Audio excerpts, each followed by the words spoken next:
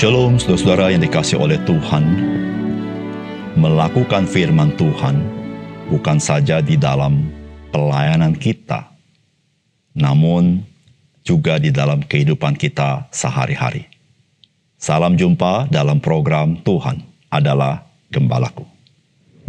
Saudara, kehidupan kita sebagai orang percaya dapat saya sederhanakan hanya menjadi dua bagian saja. Yang pertama, kehidupan ibadah. Dan yang kedua, kehidupan sehari-hari. Saudara, banyak orang Kristen membahas tentang bagaimana seharusnya gereja itu dengan semua pelayanannya. Namun, apakah orang Kristen juga mempunyai keprihatinan yang sama dengan kehidupan sehari-harinya? Ada orang Kristen hanya menganggap apa yang terjadi di gereja itulah yang bagi Tuhan. Sehingga kita harus melakukan dengan sangat serius. Namun bagaimana dengan kehidupan sehari-hari? Apakah kita tidak melakukannya untuk Tuhan? Saudara, banyak orang Kristen terus memperbaharui pelayanan di gerejanya. Namun bagaimana dengan kehidupan sehari-hari? Adakah orang Kristen juga mempunyai keprihatinan yang sama untuk selalu mengalami pembaharuan daripada Tuhan? Saudara, mari kita membaca 2 Tawarikh pasal 35 ayat 20 sampai 27. Kemudian daripada semua ini, setelah Yosia memperbaiki rumah Tuhan, majulah Neko raja Mesir hendak berperang di Karkemis di tepi sungai Efrat. Yosia keluar menghadapinya. Ia mengirim utusan kepada Yosia dengan pesan, "Apakah urusanmu dengan aku, Raja Yehuda? Saat ini aku tidak datang melawan engkau, tetapi melawan keluarga raja yang sedang kuperangi. Allah memerintahkan aku supaya segera bertindak. Hentikanlah niatmu menentang Allah yang menyertai aku, supaya engkau jangan dimusnahkannya." Tetapi Yosia tidak berpaling daripadanya, melainkan menyamar untuk berperang melawan dia. Ia tidak mengindahkan kata-kata Neko yang merupakan pesan Allah, lalu berperang di lembah Megido. Maka pemana-pemana menembaki Raja Yosia, dan Raja berseru kepada orang-orangnya, "Bawa aku dari sini, karena aku luka parah."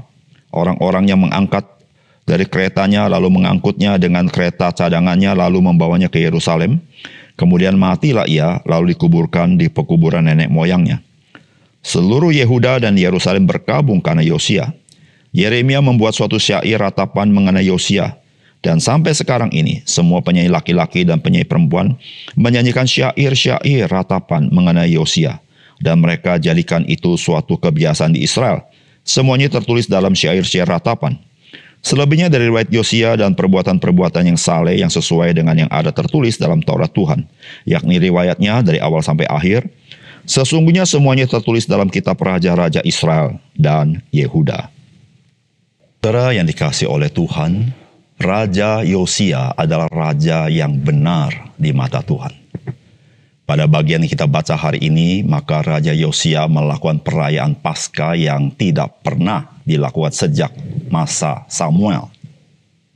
Saudara, Raja Yosia melakukan semua itu dengan sangat baik. Pada bagian yang kita baca ini merupakan kisah lanjutan. Yosia menghadapi kenyataan geopolitik di wilayah regional daripada bangsa Yehuda. Saudara, apakah pesan firman Tuhan bagi kita? Yang pertama, ibadah dan pekerjaan.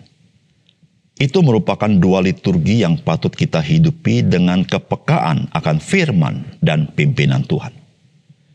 Saudara, firman Tuhan berkata begini, "Kemudian daripada semua itu, setelah Yosia memperbaiki rumah Tuhan, majulah Neko raja Mesir hendak berperang di Karkemis di tepi sungai Efrat. Yosia keluar menghadapinya."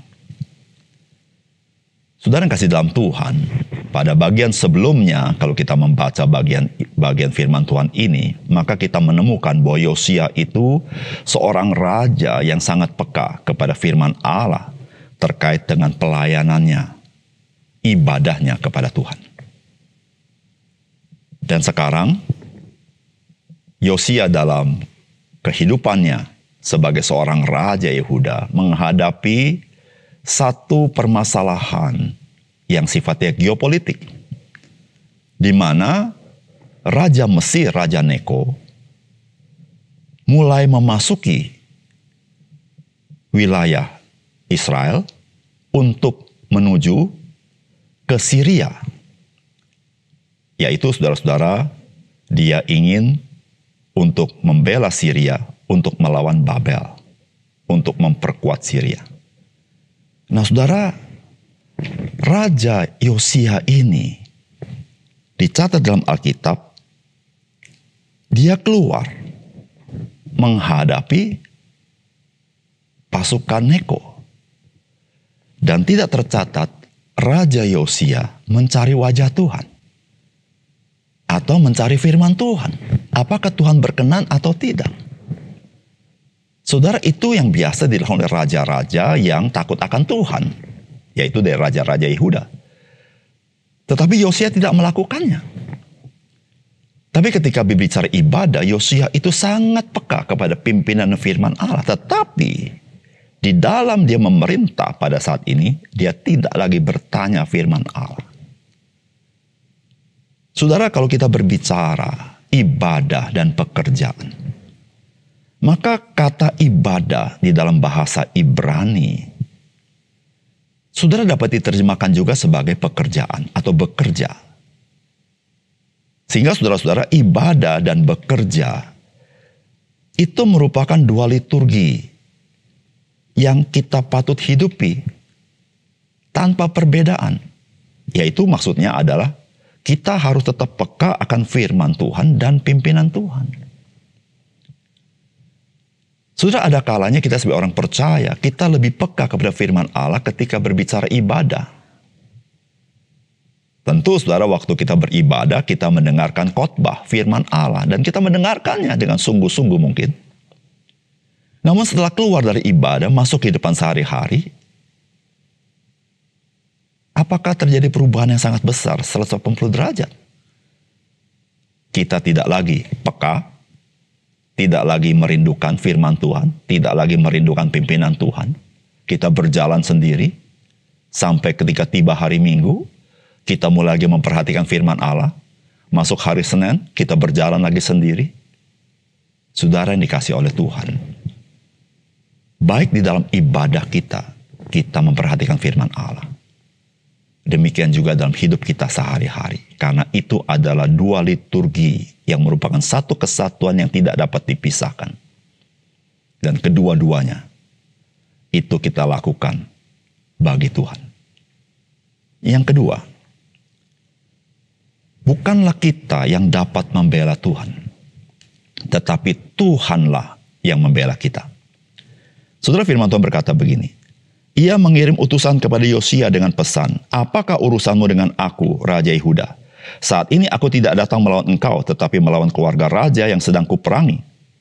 Allah memerintahkan aku supaya segera bertindak. Hentikanlah niatmu menentang Allah yang menyertai aku, supaya engkau jangan dimusnahkan. Tetapi Yosia tidak berpaling daripadanya, melainkan menyamar untuk berperang melawan dia. Ia tidak mengindahkan kata-kata Neko yang merupakan pesan Allah, lalu berperang di lembah Megido. Maka pemanah-pemanah menembaki Raja Yosia, dan Raja berseru kepada orang-orangnya, bawa aku dari sini karena aku luka parah. Saudara, sebetulnya Raja Mesir tidak memerangi Yehuda. Raja Neko sebenarnya sedang membela negara di utara Israel, yaitu Syria, yang menjadi kerajaan yang lemah yang akan diserbu oleh Babel. Saudara, tujuan Mesir bukanlah untuk menolong Syria, tetapi Mesir ingin berkuasa sebagai negara adidaya pada zaman itu, di mana Babel supaya tidak berkuasa. Dan saudara, bagi Yosia, Syria menjadi kuat itu berbahaya bagi Yehuda. Dan oleh karena itu dia menghadang Mesir untuk jangan membela Syria. Tetapi Raja Neko mengatakan, Tuhan yang menggerakkan dia. Tetapi Raja Yosia tidak peduli. Saudara, kalau kita membaca firman Tuhan dari kitab Yeremia, maka kita mengetahui bahwa memang Allah menggerakkan Raja Neko untuk ke Syria. Bukan supaya dia menang, tetapi supaya dia dibinasakan oleh Babel. Saudara, Allah ingin menghancurkan Mesir. Saudara, tetapi Yosia, dia tidak mau mendengarkan firman Allah. Dia mau membela Yehuda. Dia khawatir Mesir berkuasa. Maka dia hadang di tengah jalan. Dia khawatir Syria berkuasa. Dia hadang Mesir supaya tidak ke Syria. Saudara yang dikasihi oleh Tuhan. Saudara, bukankah kita seringkali berbuat yang seperti itu? Kita mencoba dengan hikmat kita sendiri, kita membela diri kita. Seperti kita membela Tuhan. Padahal saudara, Tuhanlah yang membela kita. Bukan kita yang membela Tuhan. Saudara, kita tidak pernah mampu membela Tuhan. Tetapi Tuhanlah yang sesungguhnya membela kita. Oleh karena itu saudara, dalam banyak kasus dalam hidup kita, marilah kita peka akan pimpinan Tuhan itu. Sehingga kita melakukan apa yang patut kita lakukan. Jangan sampai kita sendiri sedang berjalan melawan apa yang Tuhan sedang rancangkan. Itu yang terjadi kepada Raja Yosia ini. Malah akhirnya Raja Yosia binasa karena ketidaktaatnya. Oleh karena itu saudara-saudara yang kasih dalam Tuhan, mari kita belajar.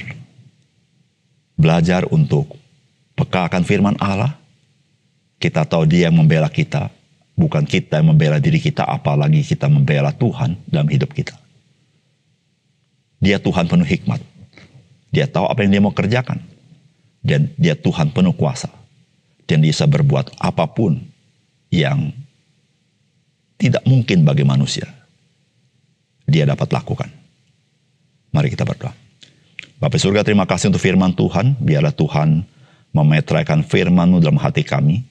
Supaya kami disadarkan bahwa kami harus peka akan firman-Mu. Sehingga kami tidak berjalan, bahkan melawan daripada rancangan Tuhan itu sendiri.